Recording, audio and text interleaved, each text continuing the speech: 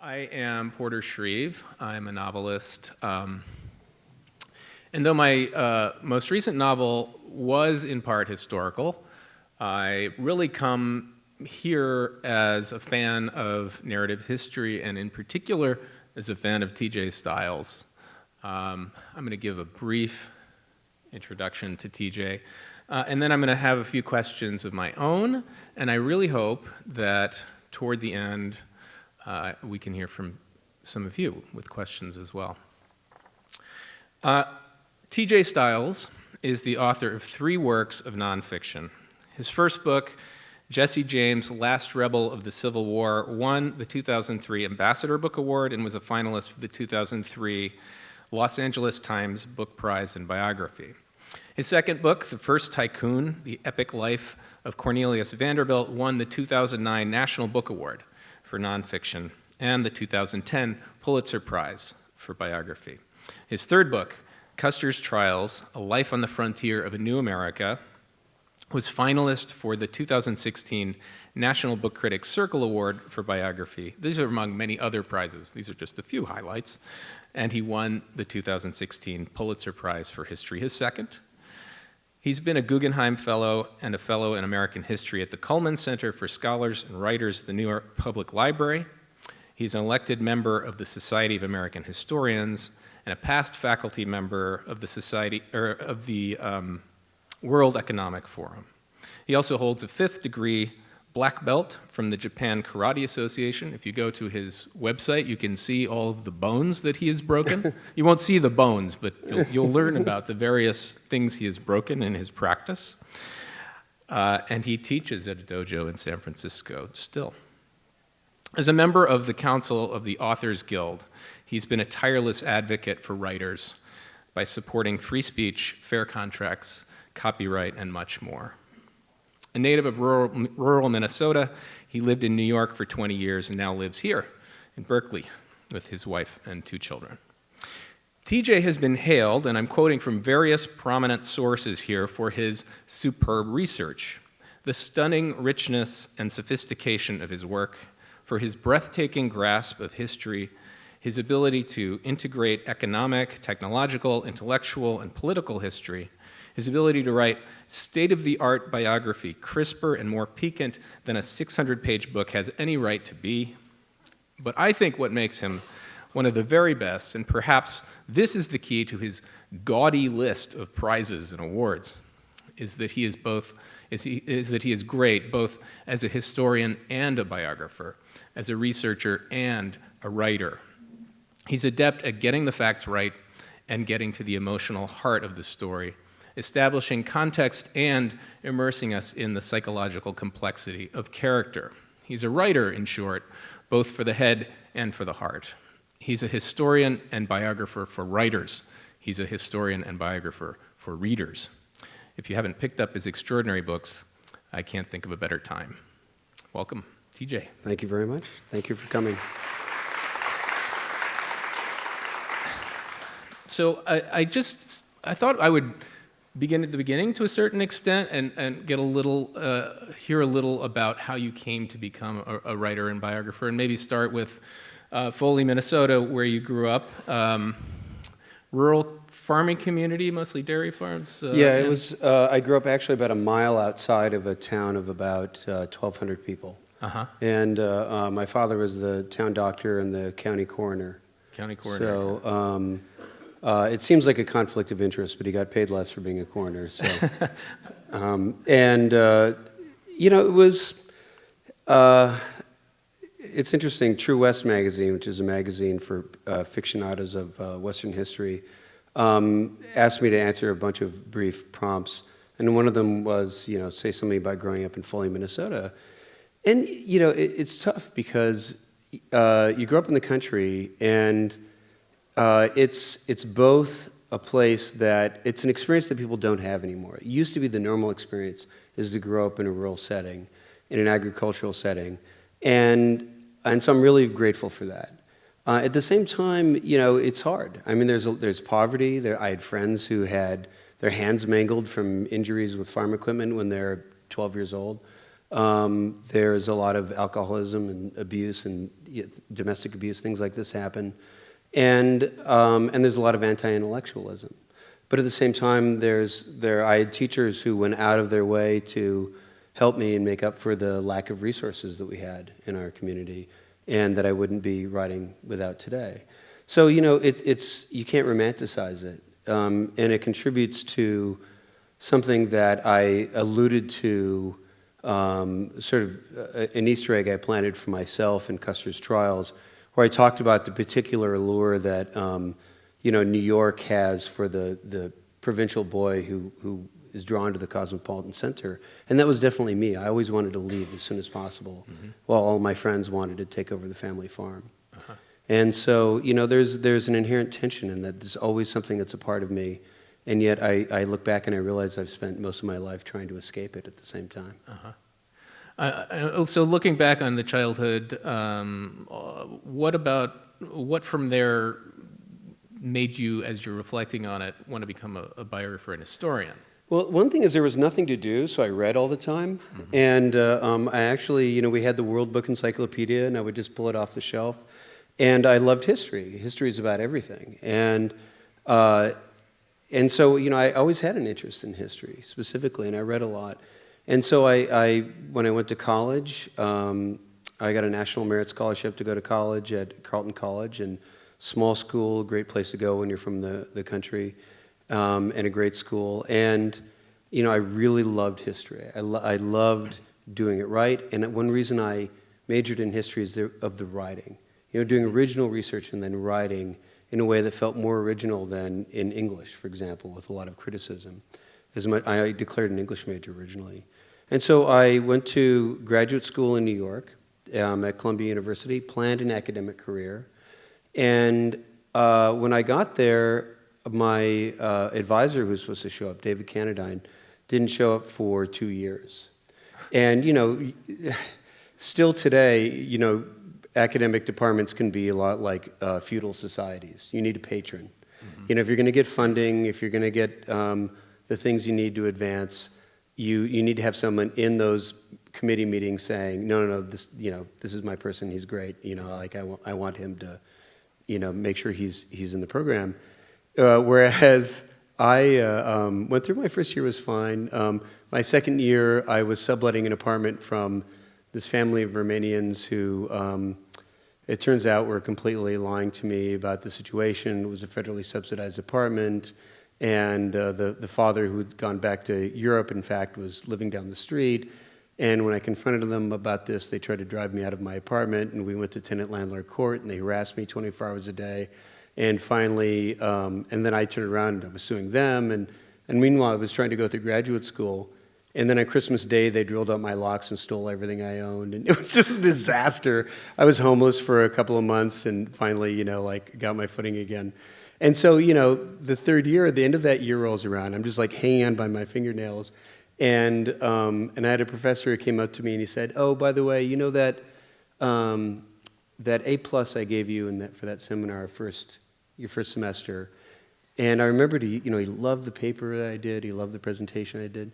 He goes, "It must have been a mistake because I rarely do that." So I changed it to an A-. I'm like, what was that about? And then I realized that I had no one to stand up for me in the committee meetings, and someone must have said, "Ed, you must like him. You gave him an A." "Oh, no, not me." So, so it was tough. And so by my third year, I was like, okay, I'm just not doing this. I'm going to finish up, I'm going to go ABD, finish my coursework, and then find work. And because I was in New York, I through a series of accidents, I began to work in publishing. And what I was doing is working in the trade marketing division of Oxford University Press. And, and at the same time, I got a girlfriend who worked in publishing in a commercial house. And so now I'm very much immersed in the world of books specifically. Not academia, but books. And people who love and cherish books, learning about the ecosystem, the literary ecosystem, doing lots of reading outside of the specific field, books that are supposed to be for the general public, not all of them should have been, and then writing 300 words, then calling the authors, talking to them about it. My boss had an MFA in creative writing. People I worked with were often doing their own projects on the side. I don't know how many people I knew when I worked in publishing who were playwrights and writing fiction and working on a screenplay. And, you know, it was full of people who were publishing an independent comic book. It was full of people who were in that field not because they were out to make tons of money, but because they loved art and literature and creative work. And so I still valued the scholarly values and the scholarly approach that I had learned and been trained in. And yet I also always loved reading, and I was immersed in this. So when I came back to, you know, I started to publish a few anthologies through a friend, really not a big deal. But when I came up with the idea for my first book, you know, because I had met somebody who was acquiring my books, and he said, okay, we can't just do this, we're pals now business. You've got to get an agent, you've got to do this right. And I'm really fortunate because he could have just tried to hoard my project, but he really watched out for me. And so I was a nobody. I was working in marketing and at that point, Ballantine Books. And I got a contract with Knopf. And a lot of it was, you know, proximity and the help of friends. But, you know, bringing that together is something that world of literature and those literary values and the scholarly values, and trying to create a book that succeeds as a book, as a narrative, as an immersive experience for the reader, and yet also says something new about the world. That's the approach that I've tried to take all the way through. And so that, you know, it does add to our knowledge, even though it's not addressed to a professional audience. And it does give that immersive, complete experience, even though I'm also trying to say something about the past that's fresh and new. Mm-hmm. Yeah, I mean, you could have continued on the academic track, and so besides what was a really excellent job in publishing that gave you a sense of what's published, of how to encapsulate a book. And I mean, you were writing jacket copy, as I understand. It was excellent as an apprenticeship. As in terms of income, no, it was terrible. Right. But in terms of like understanding, Yeah. you know, how can I encapsulate this 700-page book in something that's going to grab the interest of a general reader in what, 300 words? Yeah, it's about 300 words. Yeah, it's really true. And what was interesting, I learned a lot of very valuable things from that experience. Not only, you know, little bits of advice that stick in your head and make a difference. And one of the things we would do is we would try to pull out interesting details that would, you know, kind of really engage the reader. And at one point, I was just really wrestling with something. And again, I asked my boss, who was this, was a creative writer himself. And he said, look, you're a reader. If it's interesting to you, anything that jumps out at you, that makes you go, huh. You know, that makes you want to tell someone else about it. That's what you look for. Mm-hmm. And it's like so simple and obvious, and yet it's so important. Mm-hmm. You know, you can overthink things and struggle with what to put on the page, and yet that jumps out. You know, that was something, for example, that led to my most recent book about Custer, who is a figure who is so, you know, he has passionate believers and he has passionate haters who really disparage him, you know, and actually both for very good reasons. And there's been so much written about his life, and yet there was this one moment in his memoir of his first couple of years in the Great Plains, called My Life in the Plains, that I remembered because I'd read that book years before. And he was describing his march to his first successful battle against Native Americans at the Washita, which is a very controversial battle, again, for good reason. And they were marching through the snow, trying to surprise their foe in the middle of winter. And he said the blizzard was blowing so hard in the Indian territories, they march across the plains, that you couldn't see the width of Broadway, referring to Broadway in New York. Mm-hmm. So here in the middle of this book about his adventures and how he had become a plainsman and a frontiersman is a cosmopolitan reference to New York, mm-hmm. and that he wrote very deliberately. And that it wasn't like a light bulb went off and I saw the whole thing. That led me to think, that always kind of stuck with me. And the more I became a historian of 19th century America, the more I thought that is really interesting, that he's connecting those two. And what he's using his Western experience to actually give him currency, cultural currency in the cosmopolitan center. And, in writing about a life that's so defined by his death, in a way, trying to get at it that in a way that's not, the book is not defined by that event. That was my entry point. And it all comes back to that advice I got when I was, writing copy of, if something jumps out at you, then, that inherently, that's interesting because it's interesting to you. Mm-hmm. And so often that thing that's jumping out to you is exciting on a sensory level. I mean, it is immediately, you can grasp it immediately in your mind through the senses. Mm-hmm. So obviously you were reading a ton of history growing up. You were a history major.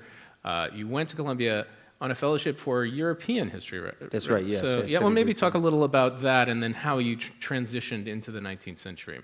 Well, again, this has to do with where I went to work. I mean, accident is all about proximity. It's like Calvin Trillin said, his advice for how to meet your spouse is go to the right party. And, which is hilarious because, of course, you can never know which is the right party. But, being in a place where people are doing things that you're interested in leads to serendipity, which is the case with me. And so that was both by working in publishing, being able to start writing independently, and also being at the specific publisher that hired me. Oxford University Press had just published, right before I started working there, Battle Cry of Freedom, which is this masterful synthetic narrative of the Civil War era by James McPherson that's really credited with, as much as Ken Burns' documentary series, with igniting a new fire of interest in the Civil War. And it's just a masterpiece of narrative. I even drew upon it when I, again, was writing Custer's Trials on my third book. In Battle Cry of Freedom, when James McPherson, who was an academic historian, and one reason why I think there are a lot of great narrative writers that come out of history is because it's about change over time. So once they get tenure, they can write the books they've always wanted to write. Anyway, I'm joking. But so he got to Lincoln's assassination, and instead of describing this fantastic event, and there's a lot of wonderful, TikTok narrative in that book, he ends one chapter with John Wilkes Booth swearing he'll kill him, and he picks up the next chapter with 2 weeks after the assassination. And so it's an event we know so well. He could not make that event more alive and more powerful by actually taking us there, even though we know pretty exactly what happened. Instead, he leaves it off stage, which somehow actually increases the impact of that event. And so when I was thinking again about how do I write about Custer's life in a way that acknowledges the significance of the Little Bighorn and yet doesn't make the book about that. And I thought very specifically about that reference and ending one chapter with him riding away from his wife with the band actually playing The Girl I Left Behind Me. And then picking up the next chapter 2 years later, the epilogue actually, with the Reno Court of Inquiry meeting to convene as the Army tried to formally find out what exactly happened, and leaving it off stage, instead of trying yet again to recreate events that no one has ever been satisfied with in any account. Now, so when I went to this press, it was publishing a lot of great Civil War history, including more books by James McPherson, a lot of other historians. And I was trained in European history, and so I was interested in certain topics, and I'd been trained in theory that a lot of American historians are not so much, at least at the time. I shouldn't characterize the whole field. And, things like Marxist theories of history, interest in banditry and peasantry and issues that in the U.S. are not always so prominent. And so when I was looking, reading so much history, and I did a copy on a book by a man who became really my mentor, Richard Maxwell Brown, who was a great historian of violence in American history, just one of the most generous human beings I've ever met. And he published this remarkable little book called No Duty to Retreat, about the origin of the legal theory that in America that in self-defense you have no duty to retreat. And all these stand your ground laws are related to that theory. And so he wrote about the American West and how it shaped a lot of aspects of American history. And he took seriously these iconic and celebrated and popularized events like the OK Corral and Wild Bill Hickok and all of these celebrated figures and events and clashes. And he, instead of debunking them, which is kind of the default setting for a serious intellectual inquiry to anything that's remotely popular, he took them seriously. He took the drama seriously. He wrote about them beautifully, but then he found the significance. And so that was a wonderful approach, I thought. It's so engaging, so nothing condescending about it, and yet, again, you have that aha moment. And just the sheer drama, the physical drama, lives are at stake. And again, another academic historian who wrote wonderfully. So I began to think, I would like to get back to writing, and I would love to write history, but I want to write narrative. And so I wanted to write about the Civil War era and Reconstruction in a way that was one continuous narrative.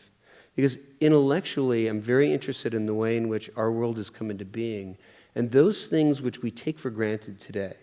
Concepts about equality and civil rights, or with the First Tycoon, I wrote about the entire invisible architecture of the financial universe in which we live, which we rarely think about. And yet, there was a time when they were coming into being when people argued about the nature of money. What is a share of stock worth? And there were big public arguments about these things. And so that's very interesting to me. It's all compressed in this period, again, when the nation is literally, killing hundreds of thousands of ourselves in our fight over these issues. And so when I picked up Jesse James's this idea for a lot of reasons, again, I had that background with the theory of banditry that E.J. Hobsbawm writes about in his works. And I had that theoretical background, and yet I was interested in the narrative, I was interested in the drama, and I was interested in the very specific setting in the United States. And so, that was a way in which I was able to bring in my background, even though I was writing now U.S. history. Mm-hmm. And so what's interesting is that book's very different from Custer. It's kind of a continuum, because the sources mandated that I write a different kind of book. And this is the thing with nonfiction, is that, your sources really, you wrestle with your sources. And so with Jesse James, he was a fugitive from the age of 16 until he died. The letters and the personal insights are few. And I just felt overjoyed when I got any sort of personal insight into his life. So it's a very contextual book. It's as much a history as a biography. And for that reason, academic historians love that book more than the others. It's very contextual. And then with Vanderbilt, there's much more of a biography, even though I wrestle with these other issues. But there was so much that was missing in terms of, I became more and more interested in the writing aspect as I went along, the narrative, the crafting the narrative, and bringing the characters alive, and immersing the reader in a fully realized world. And so when I got to Vanderbilt, the problem was, his inner state, his inner life, and the women in his life, so much of whose letters and diaries were not preserved. And that was a great frustration. And so I have his business career very well documented, and there's tremendous drama and significance in that. But there was something missing. And there was also something that led me to Custer. So well documented, and yet people have been interested in asking certain things about him. The West is interesting, or maybe the Civil War battles. And I was thinking, I want to write about not only him, but also, and not only his relationships with the women in his life, but their relationships with each other. There's a famous Bechdel test, kind of the bare minimum feminist test for a film, for example, where two women have to have a conversation about with each other, not about a man. And like most films fail this test. And I was finally able to write a book that passed that test. And that was important to me, because that's life, that's reality. That was this world, this specific life. But it also is a more literary narrative, in which characters are acting they're more three-dimensional characters who are capable of surprising you and have these complex interactions with each other. And so, I was interested in the self-emancipated woman who basically managed Custer's household and her relations with Libby Custer. And this woman, Eliza Brown, in many biographies, her last name is left out entirely. It's Eliza. Well, wait a minute.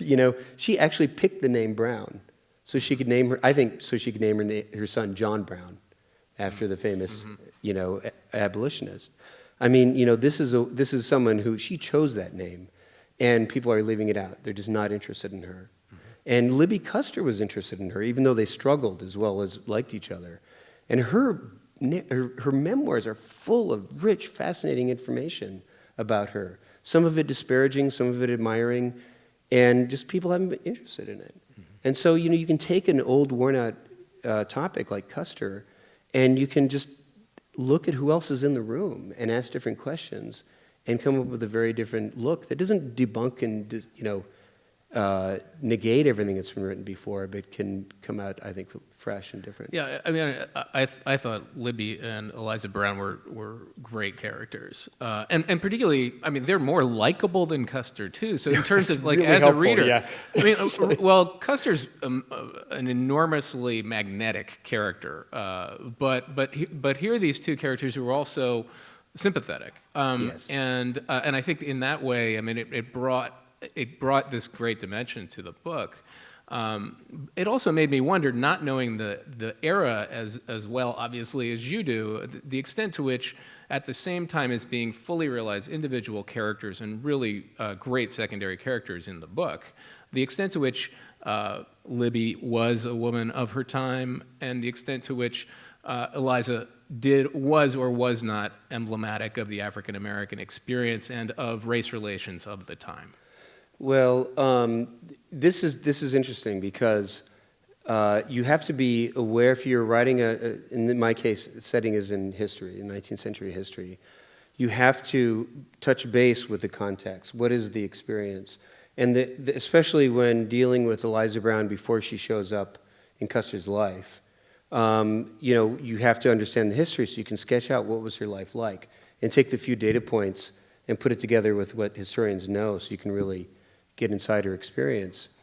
But there's two things about that. One is, of course, the importance for a biographer of secondary characters, and one of them is exactly the reason you said, because sometimes your main character gets really unlikable.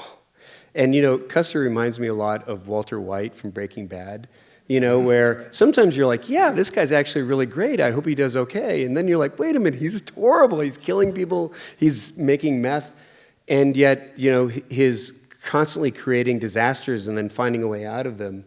Custer was so volatile that, it's a great story, but you need sympathetic characters. And so just in terms of keeping the reader engaged, the importance of secondary characters in a biography is essential. But in terms of also, I'm also interested in the history. And so the question is, there's this tension between who the characters are and what the typical white woman of her class is, the typical African-American woman who's escaping from slavery.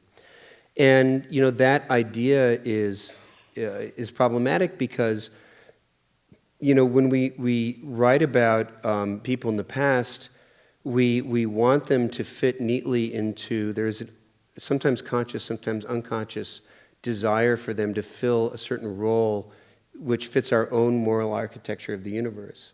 And one really wonderful book, which I thought was very helpful when I was writing, that I read while I was writing Custer's Trials, was James McBride's Of the Good Lord Bird, in which you have, enslaved people who are the right and wrong of slavery is crystal clear, and yet at the same time, they're human beings who are living in the world and they're seeking the advantages for themselves. And for this person, they may see the advantages of actually, I'm not taking those risks of trying to escape.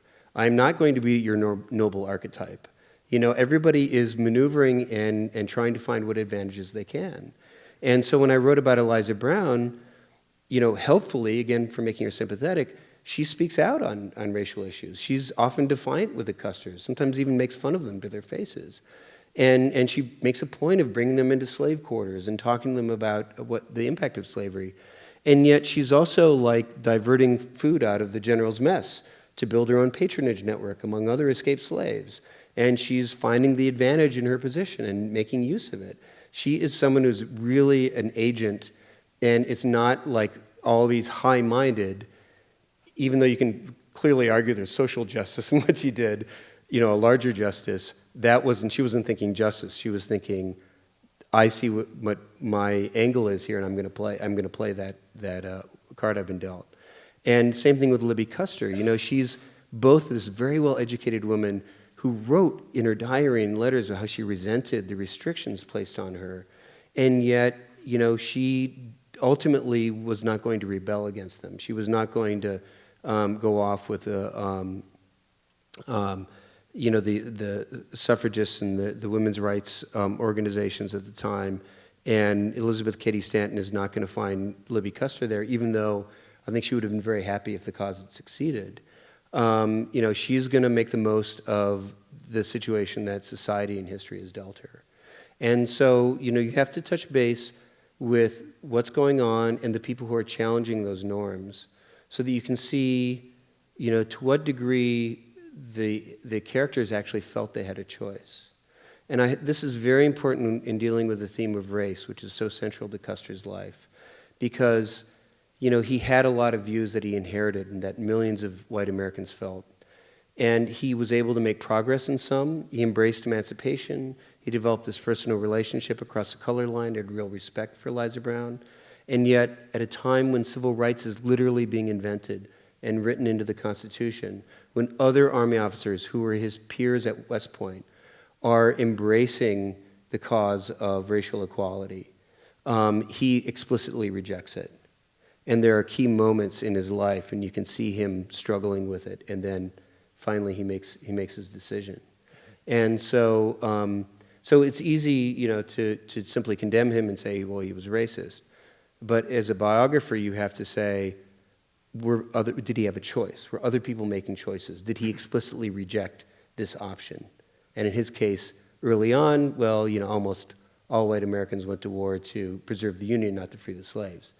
By the end, he's explicitly rejecting Reconstruction and civil rights. Mm-hmm. And so the answer, his situation, and the context allows you to understand the personal choice, the inner life, and is central to that. And again, that's part of the role of a historian, because ultimately, I didn't bang this drum, but you think, how do we get from a situation where we've got African American senators and congressmen and legislators, and where African Americans made the difference in Grant getting elected twice, and how do you get from there to Jim Crow?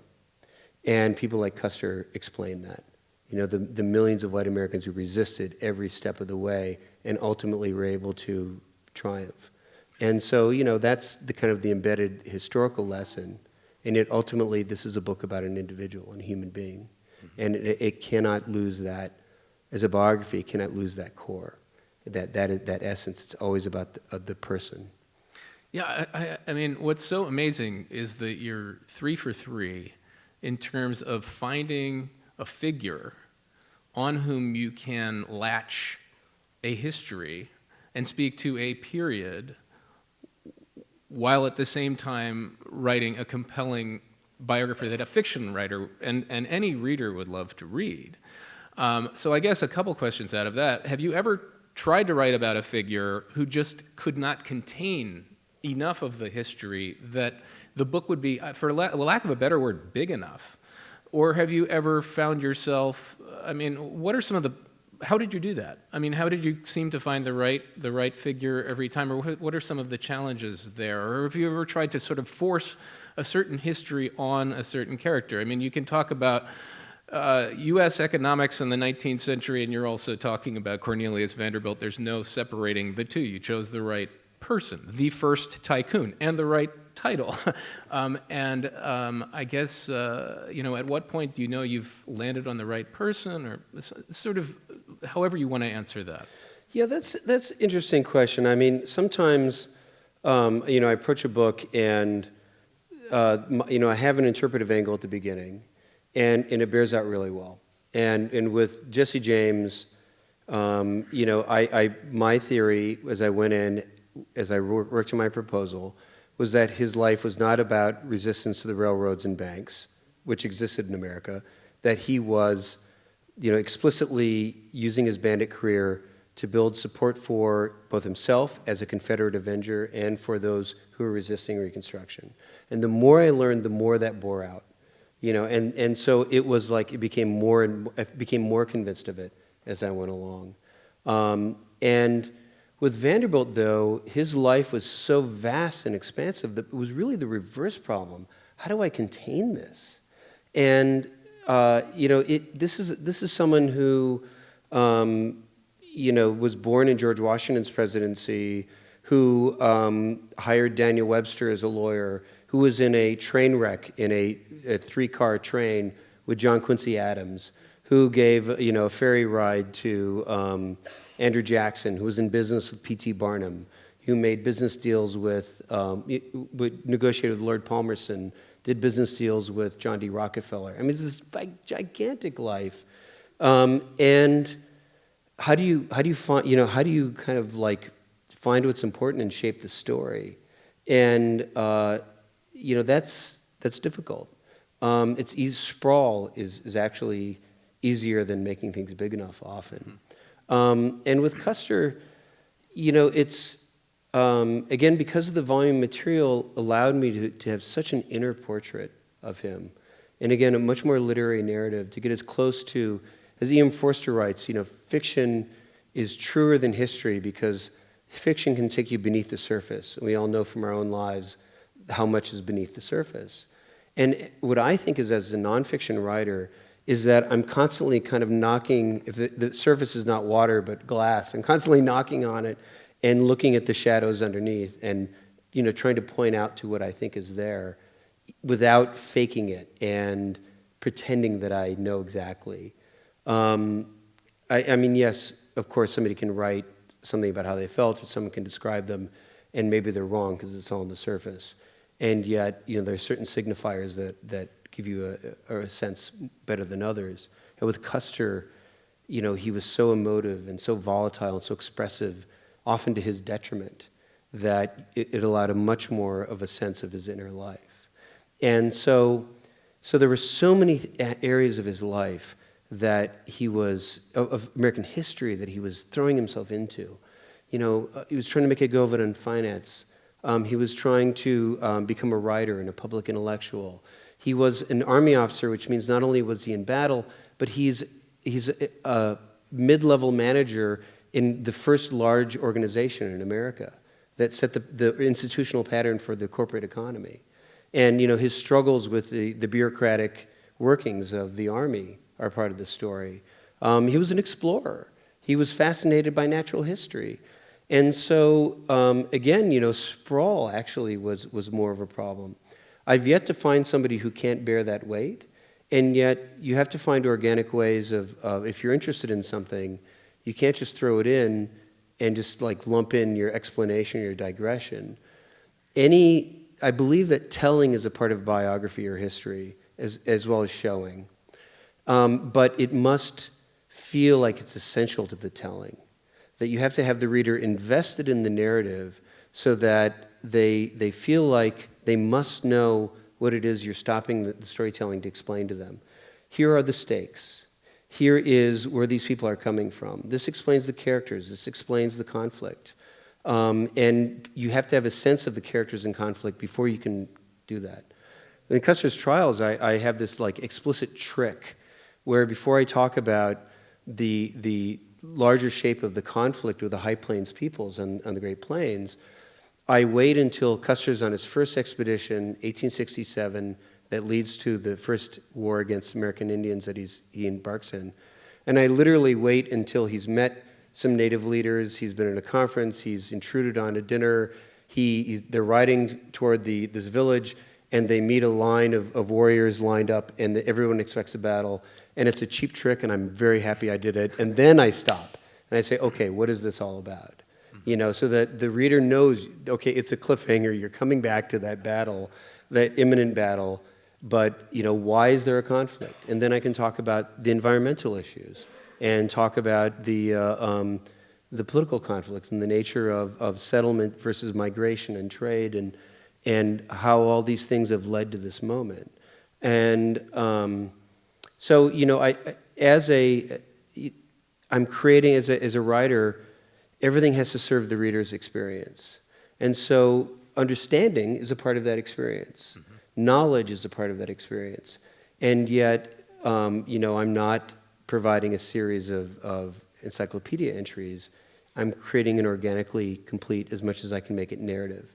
So when you finish it, you feel like you've finished, a complete book, not something that was fragmented and mosaic-like, but something that was organically complete and true. And so that those moments of telling there has to be something organic in the story that they're about. Otherwise, they don't belong there.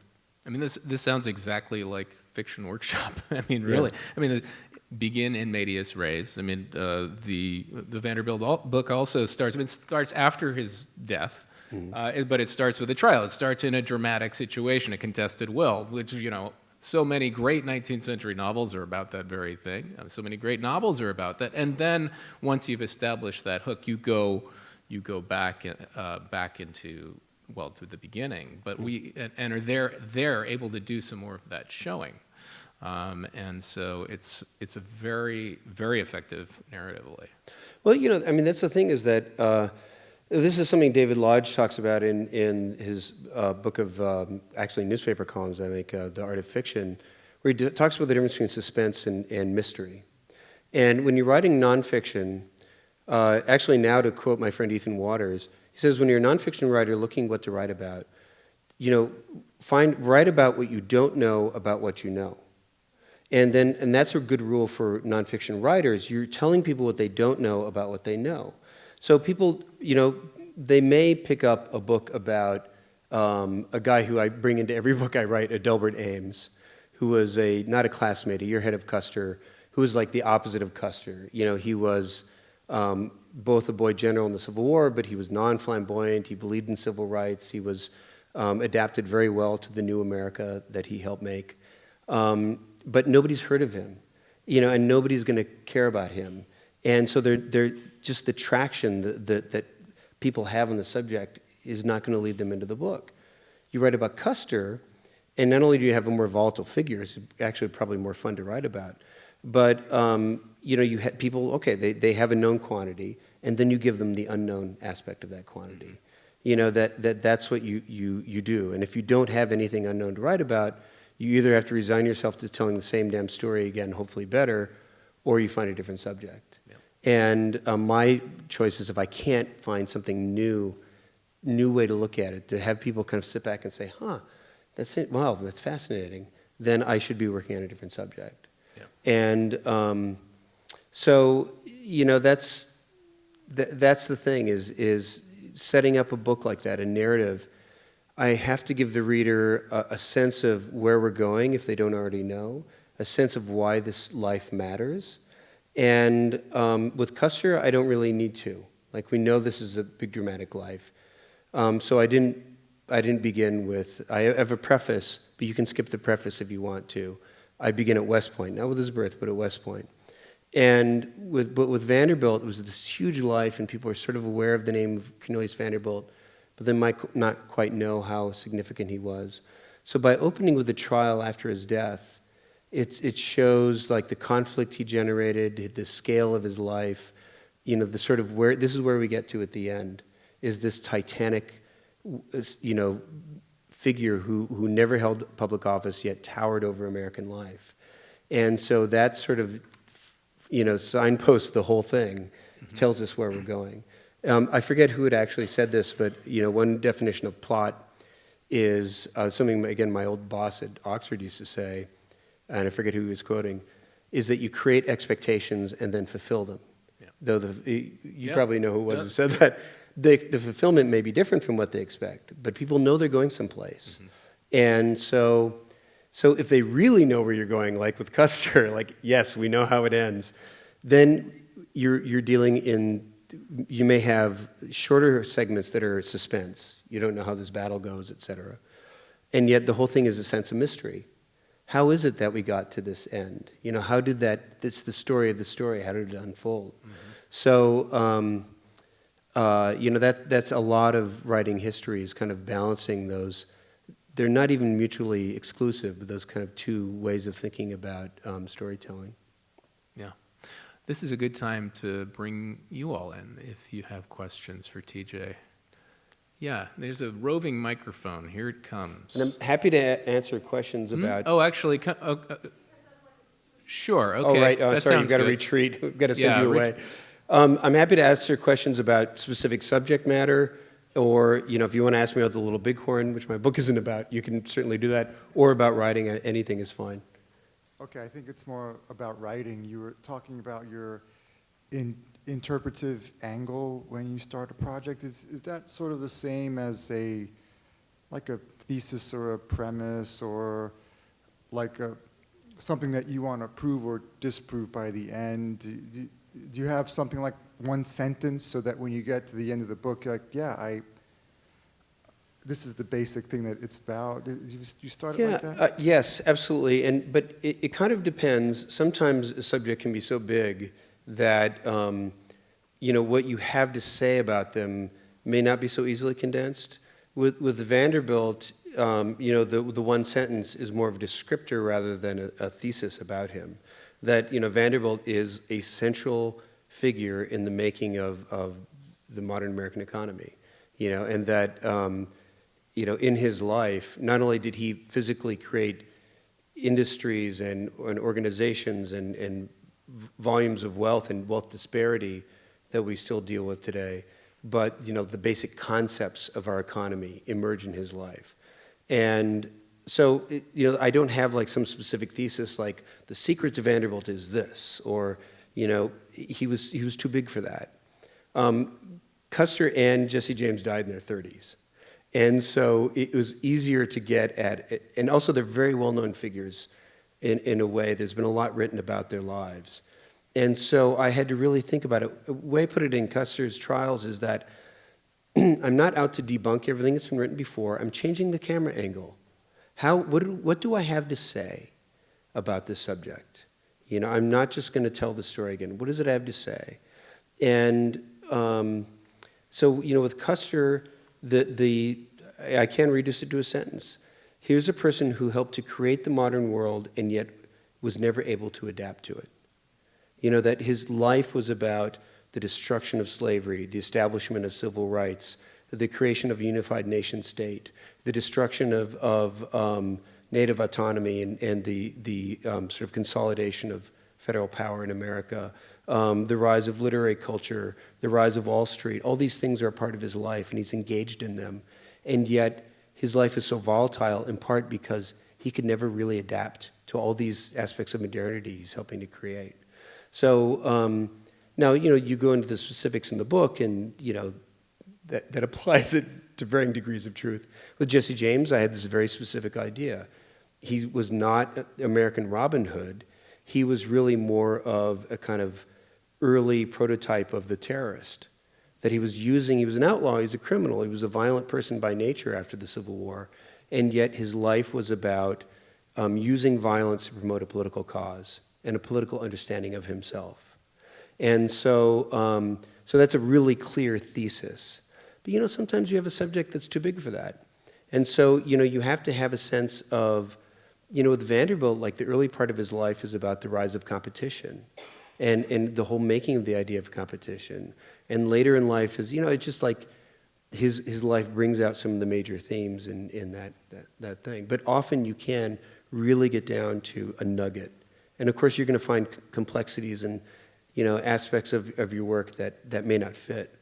But if you can say, this is what's fresh, this is what I have to say that is not going to ring, that I haven't seen in other writing about this subject, then you've got a real entry point into getting people interested in your subject.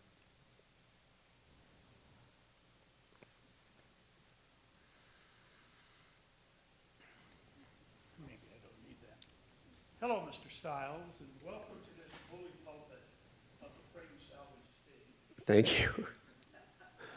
I'm an accidental history buff, Mm-hmm. and presently my shelf is graced with two biographies of Custer subjects, Mm-hmm. T.J. Stiles and Daniel Pilgrim. It's the biographer's work that intrigues me as much as the Custer book. I'll offer you a comment on the biographer's work and invite your response. Any biographer who is not too stupid or too full of himself to see what he's doing knows that what he does is morally indefensible. Well, Do you recognize it? yeah, yesterday actually, it's very funny because yesterday I was at, there's an organization that's fairly new that a friend of mine helped organize, so I'm on the advisory board. It's called BIO, the Biographers International Organization. And they run a really wonderful conference every year in which people get together and talk about the craft of writing biography. And in going there, I had a conversation as a part of the events with Annette Gordon-Reed, who is the great Jefferson scholar and just a national treasure, because she's a great scholar, and at the same time, she is just a great writer and talks wonderfully about writing. And in her new book, she did with Peter Orniff, about Jefferson, there's this wonderful quote where someone late in life, a would-be biographer, asked Jefferson for the names of his grandchildren. He said, "What on earth would you want the names of my grandchildren for in a biography? Like, nothing personal should ever be in a biography. No one wants to hear that stuff." I mean, I'm paraphrasing, but like, people want to read about the public life. That's what a biography is.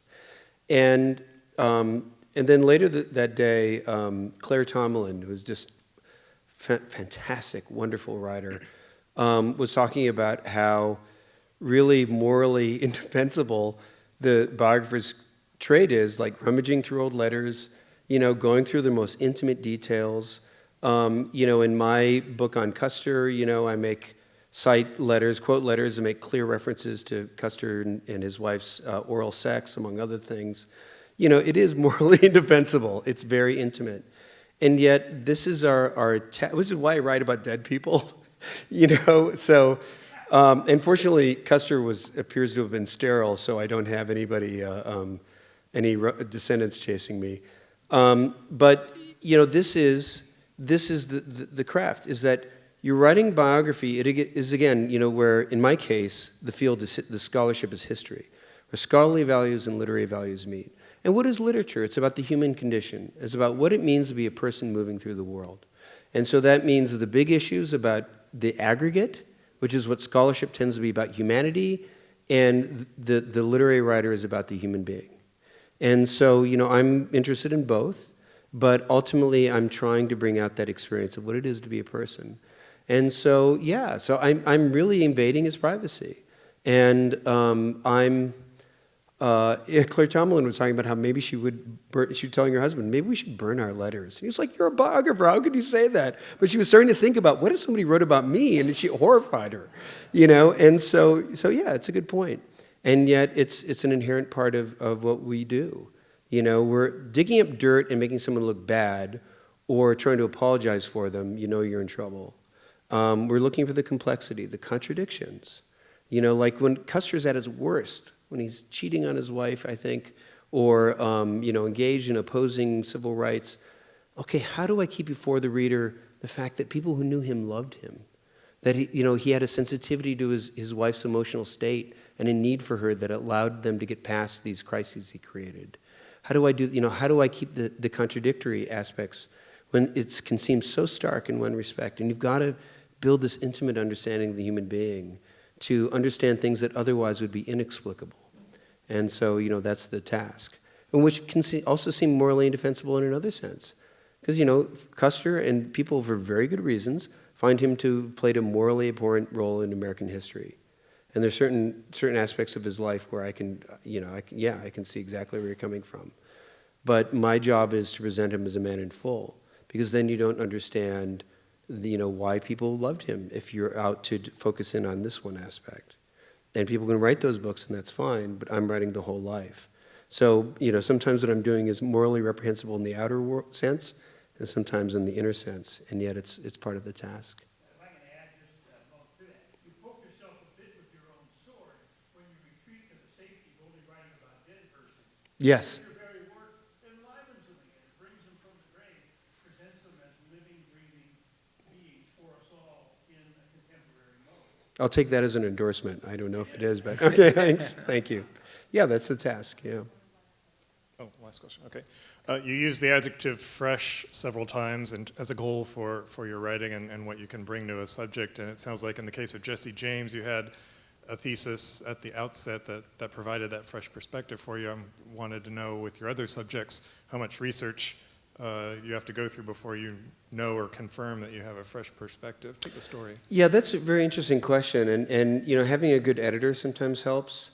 I'll just use it when it closes with one example about my second book, The First Tycoon, where again I came into it having more knowledge from the kind of the Civil War era, and Vanderbilt died when he was just before his 83rd birthday, so he was and he went into business at the age of 16, and so he had this amazingly dense, long career, and I was more familiar with it at the outset with the latter part, but of course I was writing about the early part early on.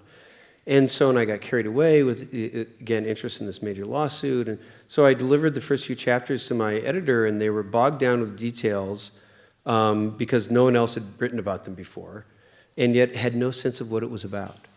And he said, I don't know what it is, but you're missing something big. You're missing something. And so what did I do? I had to go back and said, you know what? I just don't know the world. I've got to go back and know that world. And so I was reading the historiography of the early republic. And I was reading about, the 18th century culture of deference and the sense of a hierarchical society and the way that our economic thinking, Hamilton is lauded these days as the great forerunner of modern capitalism. And he was a genius, and yet he was embedded in that world. He was a mercantilist, He thought in ways that we don't think now today. And so getting at Vanderbilt as a person who was engaged in a battle early on that helped to destroy this 18th century society, and that, it took me into a whole era. Once you go a little bit farther back, then all of a sudden, wow, what's happening in this period I'm writing about looks totally different. And it's about something I didn't even see before. So there are struggles, where you need feedback. You need to have other people read it and react. And they may not even be experts in the field. They may know nothing about it. But if they're good readers, in my case, I have one of the best editors in the business who I've worked with through all my books, which is exceptionally rare in publishing. And he's able to identify those problem spots. And, I'm in it for the work. I'm not in it as a vanity project. If it's not working, then I've got to go bang my head against the wall and think about why. And so sometimes it's difficult. And sometimes you have to be willing to. You're writing for an audience, you're speaking to the world. And so you've got to get that feedback. You've got to touch base with people and think hard about what the criticism and reactions mean. Sometimes people are trying to be nice. You're like, it's good, and you're like, okay, what is it? What is not good? That's what I want to know. That's what you want to hear. Emotionally, you want the pat on the back, but to really make the work worthwhile, you've got to zero in on the negative stuff, and then think it through, think it farther. Often finding what's interesting is not accepting the old explanation. In biography, there's often kind of like a accepted version. Oh, this is this. And it doesn't make, like if you think about it for a few minutes, it doesn't make sense. And yet people have just gotten in the habit of just seeing it in a certain way. And so, with Custer, he made the 7th Cavalry exchange horses, so all the different companies had the same color horses. Everybody's always said, oh, he was into appearances, he was flamboyant. Actually, in the 19th century battlefield, there's the commander on the field looking around for his men. And there's the gray horse troop. And interestingly, one of the people who criticized him most, Captain Benteen, who hated the coloring the horses, they called it, this horse exchange. In the trial, the Court of Inquiry about the Little Bighorn, he said, well, I knew they were retreating because I saw the gray horse troop was coming back. In other words, the whole logic of why Custer did that is actually proven by his greatest critics' testimony. And all of a sudden, that pat explanation falls apart once you think about the world from a different point of view. Not accepting the way things have, and thinking it through can really give you new insight and let you look at things fresh. Thank you all so much for coming out.